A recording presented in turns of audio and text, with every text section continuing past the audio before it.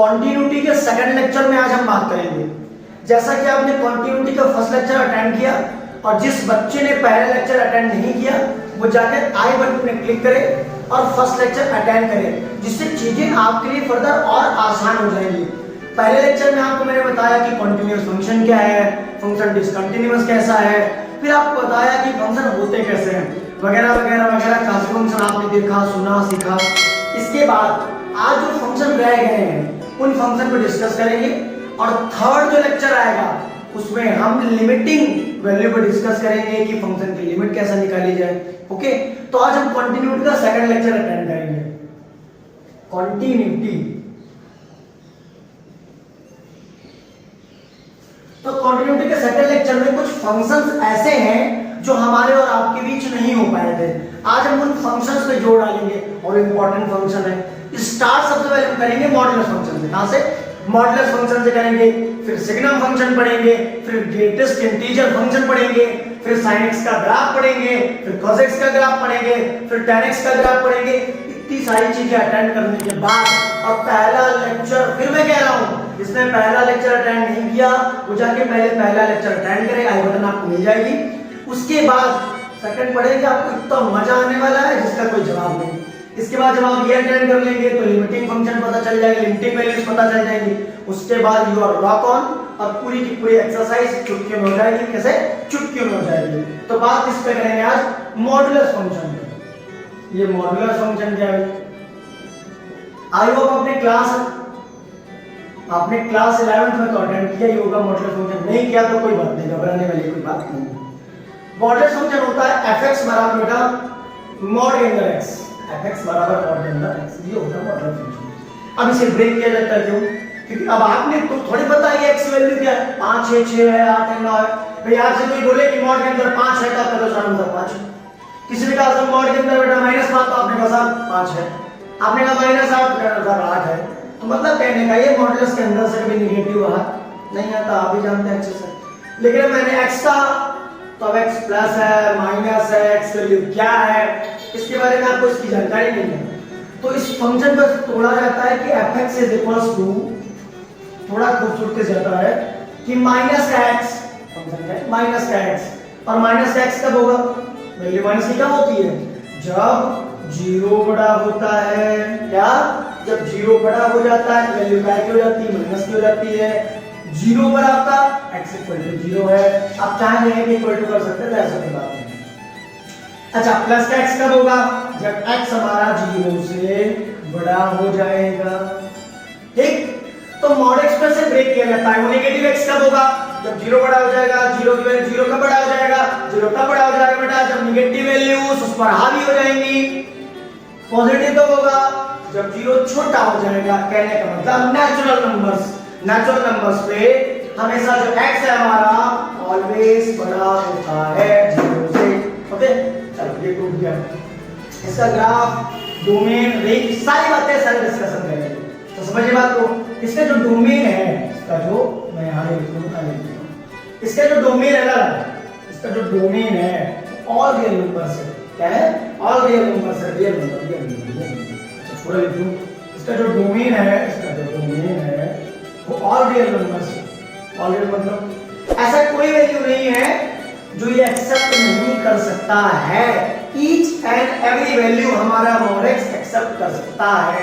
अब रेंज है इसका।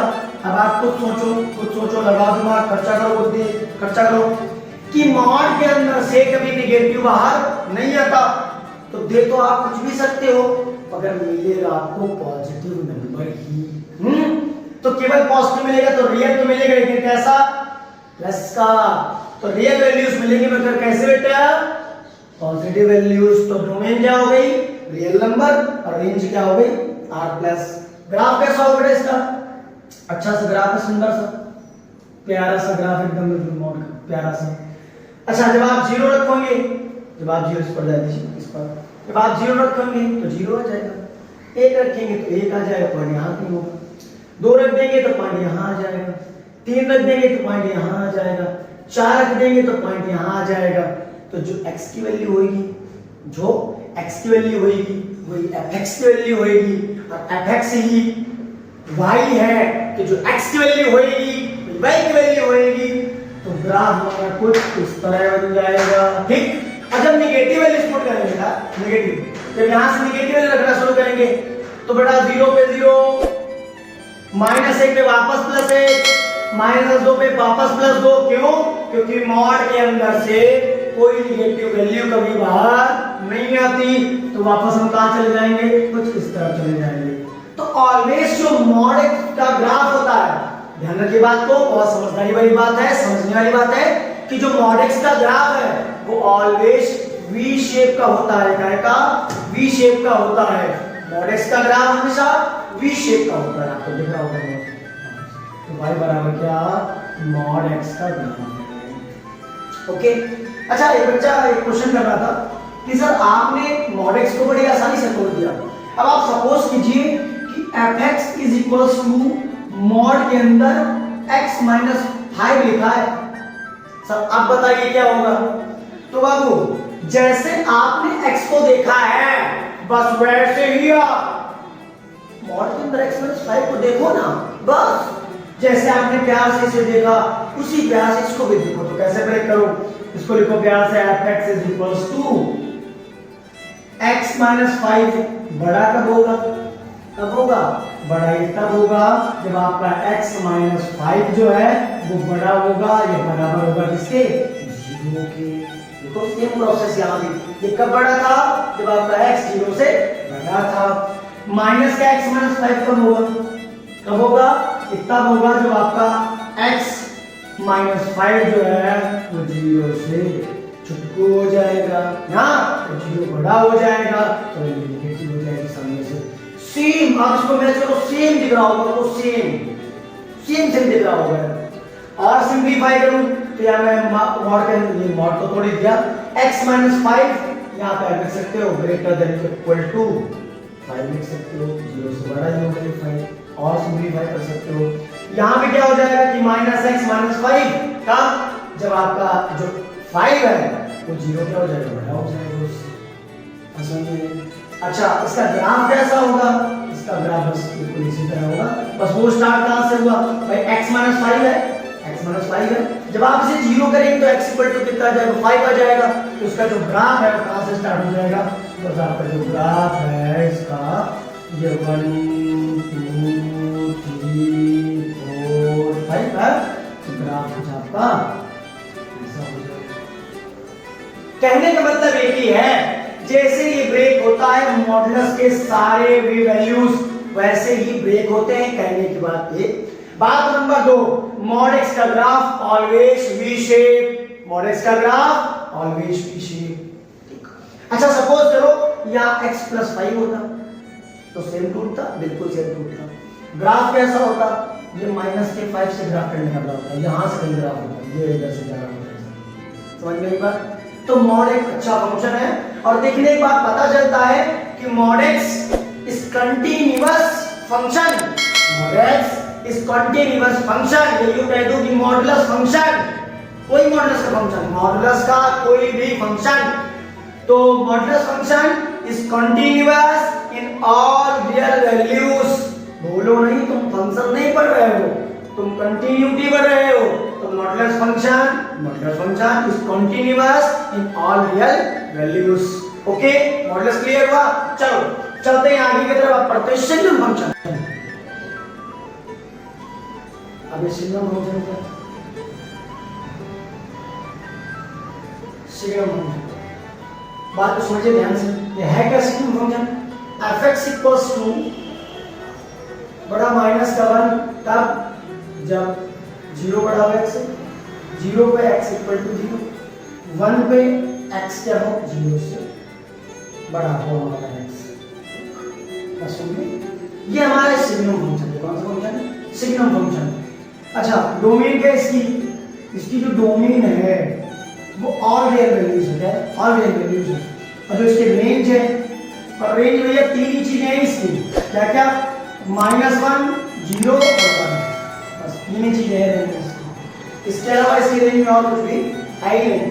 तो इसका डोमेन क्या है? रियल नंबर रेंज क्या है? -1 0 1, -1 0 1। इसके अलावा इसकी रेंज में और कुछ होता ही कुछ नहीं है। अच्छा, इसका ग्राफ कैसा है? इसका अच्छा सा गया ग्राफ 0, देखो ध्यान से 0,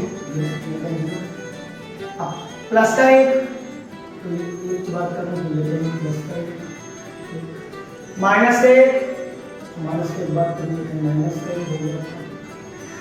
ओके, ये आपका ग्राफ। तो कहते कहा जाता है कि x इक्वल टू 0 पर सिग्नम फंक्शन, ये आपको जो फंक्शन दिख रहा सिग्नम फंक्शन आपका क्या होता है, डिसकंटीन्यूअस होता है। क्या होता है, डिसकंटीन्यूअस होता है। क्या होता है, signum function at x equal to 0 पर डिसकंटीन्यूअस होता है। ओके, चलिए लास्ट फंक्शन में बात करेंगे। समझ में आया, अच्छा सा फंक्शन था। अब लास्ट फंक्शन में बात करेंगे बेटा ग्रेटेस्ट इंटीजर फंक्शन। बहुत अच्छा फंक्शन है ये, बहुत ही अच्छा फंक्शन, ग्रेटेस्ट इंटीजर फंक्शन। इसका एक नाम और है स्टेप फंक्शन। इसको प्यार से कुछ लोग स्टेप फंक्शन भी कहते हैं। अरे ऐसे समझो, जैसे मान लो किसी बच्चे का नाम है तो रण विजय और घर का नाम कलुआ, बस वैसे समझो कि ग्रेटेस्ट इंटीजर फंक्शन। और प्यार से इसे क्या कहते हैं, स्टेप फंक्शन। क्या कहते हैं, स्टेप फंक्शन। अब क्यों कहते हैं स्टेप फंक्शन, अभी थोड़ी देर बाद आपको इसका डेमो में मिलेगा कि इसको स्टेप फंक्शन क्यों कहते हैं। fx इक्वल टू x, देखो बेटा ऐसा है, ब्रैकेट का बड़ा महत्व है, ब्रैकेट का बड़ा इंपॉर्टेंस है। यही x जब मॉड के अंदर हो जाता है तो मॉडुलस फंक्शन हो जाता है। यही x जब बिना ब्रैकेट के हो जाता है तो आइडेंटिटी फंक्शन हो जाता है। यही x जब बड़े ब्रैकेट में आ जाता है तो ग्रेटेस्ट इंटीजर फंक्शन हो जाता है। तो ये भैया ब्रैकेट का बड़ा अच्छा इस्तेमाल होता है। डोमेन, इसका जो डोमेन है वो ऑल रियल नंबर है। जिसका रेंज है वो इंटीजर है। वो क्या है, इंटीजर, माने जेड इंटीजर है। अब बात को समझो, अगर मैं आपसे बोलूं कि 0.1, 0.2, 0.3, 0.4, 0.5, 0.6, 0.7, 0.8, 0.9 सपोज ये वैल्यू सभी के नाम पर फिलहाल। अगर मैं इसके बाद आपसे पूछूं कि 0.8 अप्रॉक्सीमेट वैल्यू बताओ, तो आप में से हर बच्चा कहेगा सर 1। Am I right? मगर आप क्या पढ़ रहे हैं, ग्रेटेस्ट इंटीजर फंक्शन। तो वो कहता है मुझे इंटीजर लाओ, इंटीजर क्या लाओ, इंटीजर लाओ, क्या लाओ, इंटीजर। तो 0.1, 0.2, 0.3, 0.4, 0.5 अप टू 0.9 इसका जो ग्रेटेस्ट इंटीजर है वो एक ही है, उसका नाम क्या है, 0 है। वो सबका हीरो है। तो मतलब कहने का कि 0.1 से लगा के 0.9 तक ग्रेटेस्ट इंटीजर क्या होगा, 0 होगा। 1.1 से लगाकर बेटा 1.1 टू 1.9 बताओ अच्छा ग्रेटेस्ट इंटीजर क्या होगा, 1 होगा बेटा, 1। इसी प्रकार 2.1 से लगा के 2.9 तक इंटीजर क्या होगा। अब तो आप होशियार हो गए, होनहार हो गए, समझदार हो गए, है ना, समझ गए होंगे। तो ग्रेटेस्ट इंटीजर क्यों, वो वैल्यू डेसिमल में एक्सेप्ट नहीं करता। क्यों, क्योंकि अगर वो वैल्यू डेसिमल में एक्सेप्ट कर लेगा तो वो P/Q की फॉर्म में आ जाएगा, और जब वो P/Q की फॉर्म में आ जाएगा तो वो रैशनल नंबर बन जाएगा। क्या बन जाएगा, रैशनल नंबर। हम किस पर डिस्कस कर रहे हैं, इंटीजर पे। ठीक, बहुत अच्छा। अब इसका ग्राफ क्या है, इसका ग्राफ क्या है, इसका ग्राफ क्या है, बड़ा अच्छा सा ग्राफ है इसका फंक्शन। अच्छा 1 2 3 4 5 ओके। अब 0.0 यहां से लगा के यहां से कहां तक, यहां तक, वो कितना होगा, वो कितना हो जाएगा, 0 ही रहेगा। क्या होगा, 0 ही रहेगा। अब 1.1 से लेकर के 1.1 से लेकर के 1.1 से लेकर के 1.9 तक क्या रहेगा? ओके, क्लियर हो गया? 2.1 से लेकर के 2.9 तक आपका क्या रहेगा?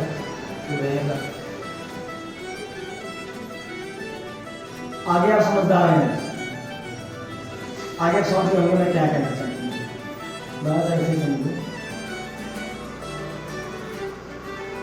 इसी वजह से हम इसे क्या कहते हैं? Step function. देखो step, jump jump jump jump है सीढ़ियों जैसा, स्टेप जैसा है, इसी वजह से हम इसे कहते हैं स्टेप फंक्शन। अच्छा, अब जरा निगेटिव की ओर देखो जरा, -1, -2, -3, -4, -5। अच्छा, तो माइनस के 0.0 से लेकर के और यहाँ तक, सॉरी 0.0 तो हो गया ना, 0.0 से लेकर ये वाला तो हो गया। अच्छा, तो यहाँ से लेकर के यहाँ से आपका, यहाँ से लेकर के ये आपका क्या बन जाएगा? ये आपका बन जाएगा, ये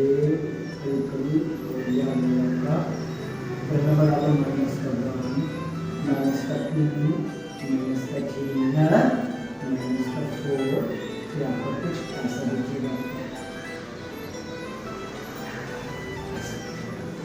ओके, बस जस्ट आप समझो, समझते रहो, बस समझते रहो, समझते रहो, समझते रहो, समझते रहो,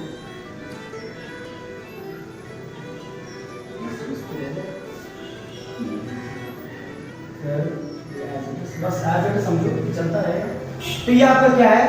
y is equals to x, क्या है? x। ये आपका क्या हो गया? Greatest integer function. ठीक, क्लियर हो गया? अब ये स्टेप फंक्शन है, ये स्टेप फंक्शन है, इसे मैंने ऊपर लिख दिया स्टेप फंक्शन। ओके, अब आप प्रोसीड करेंगे हम और आप sin cos और tan देखते हैं क्या होगा। fx equals to sin x function. अब इसका डोमेन क्या है? इसका जो डोमेन है वो है आपका रियल नंबर, तो इसका रेंज है, तो रेंज आपका है -1 to 1। रेंज क्या है? -1 to 1। बहुत सुंदर सा, स्वीट सा, प्यारा सा, छोटू सा ग्राफ है, अच्छा सा। साइन 0 पे 0, बस ऐसे माइनस होता है। यहाँ पे वो 0 होता है, यहाँ पे वो π/2 होता है, यहाँ पे पाई होता है, यहाँ पे आपका पाई, यहाँ आपका बनाया 3π/2 होता है, यहाँ पे 2π होता है। एज इट इज यहाँ पे -k π/2, यहाँ पे -k, मतलब जितना वो पॉजिटिव होता है उतना वो नेगेटिव होता है। ओके, π/2 पाई, 3π/2 2π, तो भैया fx equal to sin x, domain real number, range -1 to 1, graph आपके सामने। fx equal to sin x is continuous in all real values। Okay, second graph इसी के भाई, fx equals to cos x, fx equals to cos x, fx equals to cos x। इसका domain real number, range same -1 to 1। अच्छा, इनका ऐसा relation है कि छूटता नहीं, टर्मिनेटली मतलब छूटता नहीं, बहुत अच्छा रिलेशन है। ग्राफ कुछ अच्छा सा ग्राफ है इसका। अच्छा, sin 0 0 ओरिजिन से शुरू हुआ ग्राफ, मगर cos 0 1 तो ओरिजिन से तो नहीं शुरू होगा, तो 1 कहाँ होगा? ये वहां पे 1 होगा। तो ग्राफ कैसा होता है? ग्राफ कुछ ऐसा होता है इसका। तो भाई ये क्या π/2, भाई ये क्या पाई, भाई ये क्या 3π/2, ये वाला क्या बन गया आपका 2π बन गया। हाँ, आगे भी चालू देख सकते हो, माइनस का π/2, माइनस के पाई, एक ये आपका graph.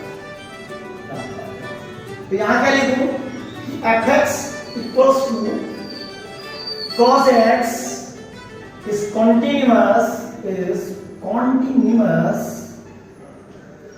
in all real values। सारी रियल वैल्यूज पर cos x फंक्शन कॉन्टिन्यूअस होता है। Third fx equals to tan x। अब प्यार समझिए बात, ध्यान से मन लगा, कई जगह है थोड़ी बहुत, कई जगह है थोड़ी बहुत काले। अच्छा चलो ये करता हूँ, रफ कर दूंगा भाई। sin x अपॉन पे cos x, sin x upon पे cos x is equals to हमारा अपना tan x।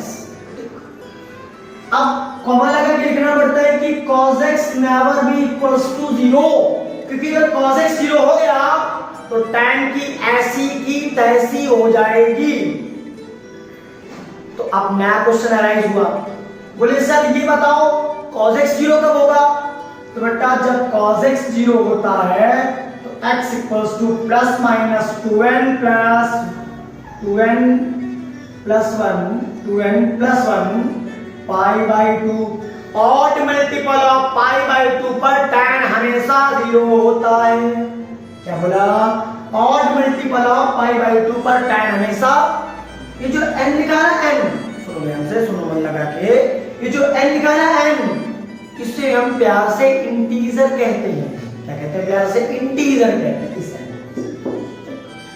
ओके, तो ये जब cos 0 हो जाएगा तब पाई बाई 2, क्योंकि cos पाई बाई 2 पर क्या होता है? 0 होता है। तो odd multiple of pi by 2 पर cos हमेशा 0 होता है। तो कुल मिलाकर मुझे समझ में आया कि जो डोमेन है इसका, जो डोमेन है वो तो रियल नंबर है, माइनस भी आ गया। क्या? Pi by 2। भैया सब कुछ तो दे सकते हो इसे, सब कुछ तो दे सकते हो इसे, मगर भैया पाई बाई 2 इसे नहीं सकते हो आप। या मैं सीधे पूरा लिख सकता था कि odd multiple of pi by 2, तो पूरा लिख देता 2m प्लस पाई बाई 2, समझाने के लिए आपको बता दिया कि भैया सब कुछ करना, बस odd multiple of pi by 2 पर, पाई बाई 2 tan पर कभी अप्लाई नहीं करना। Pi by 2, 3 pi by 2, 5 pi by 2, 7 pi by 2, cos क्या हो जाता है? 0 हो जाता है, 0। तो रेंज क्या है इसकी? रियल वैल्यू का चाहिए। अच्छा ग्राफ, बड़ा अच्छा सा ग्राफ था इसका, तो ग्राफ मुझे बहुत ही पसंद है, बहुत ज़्यादा पसंद है। Pi by 2, pi, 3 pi by 2, 2 pi, minus के पाई बाई 2, माइनस के पाई, माइनस के 3 पाई बाई 2। ये भैया अब अनडिफाइंड कहाँ है भैया? यहाँ पे अनडिफाइंड है, यहाँ पे अनडिफाइंड है, और यहाँ पे अनडिफाइंड है। मुझे यहाँ पे भी अनडिफाइंड है, आगे यहाँ पे भी अनडिफाइंड है। ये जो लाइनें आपको दिख रही हैं, क्या है? अनडिफाइंड है। तो आपको कभी कंफ्यूजन ना हो कि अनडिफाइंड कहाँ है, इसलिए मैं इन्हें लगा देता हूँ ताकि आपको क्लियर समझ में आए कि जिन्हें डॉट लगा है होता है ये अनडिफाइंड है। क्या? अनडिफाइंड। ओके, तो ये आपको क्लियर समझ में आएगा, दूर से देखने को लगेगा कि भाई साहब ये हमारी जो लाइन है ये अनडिफाइंड है। क्यों अनडिफाइंड है? क्योंकि odd multiple of pi by 2 पर tan हमेशा 0 होता है। तो समझ से ग्राफ टच नहीं करना चाहिए, पाई बाई 2 से पाई बाई 2 टच नहीं करना चाहिए। अगर छू लिया तो बहुत जोर का झटका लगेगा, ध्यान रखना। छू लिया तो गड़बड़ है मामला, डिस्टर्ब हो जाएगा पूरा पूरा। छूना नहीं बिल्कुल भी भैया, ले जाओ बस छूना नहीं चाहिए। छू गया तो वो जोर का करंट मारता है, छू गया ये गया। ओके, तो मतलब जहां जहां ये लाइन डॉटेड दिख रही है ये अनडिफाइंड है, छूना नहीं, गंदी बात है। इनको छू लोगे तो कॉस भस्म हो जाएगा, और कॉस खत्म गया, टाटा बाय बाय गया। हाँ, छूना नहीं इसको, गंदी बात। तो sin x का ग्राफ, cos x का ग्राफ और tan x का ग्राफ, आई होप आपको क्लियर हुआ होगा। तो आप कह सकते हो कि odd multiple of pi by 2 को छोड़कर हमारा जो tan x है वो ऑल रियल वैल्यूज पर कंटीन्यूअस होता है। कहां छोड़कर? Odd multiple of pi by 2। ये एक्सेप्ट नहीं करता ना, हम क्या करें, है ना? Hot multiple of pi by 2 को छोड़ करके tan सारी रियल वैल्यूज पर कंटिन्यूअस होता है। आपने 2 लेक्चर पढ़े तो आपने फंक्शंस के बारे में फुल नॉलेज अटेम्प्ट की कि फंक्शन क्या है, डोमेन से कैसे कंटिन्यूटी जान सकते हैं। जब थर्ड लेक्चर में मिलेंगे तो लिमिटिंग कॉन्सेप्ट के साथ मिलेंगे, और दोनों लेक्चर आप अगर ध्यान से देखेंगे तो मेरा दावा है कि एक्सरसाइज का कोई ऐसा क्वेश्चन नहीं होगा जो आपको आएगा। Okay, please watch.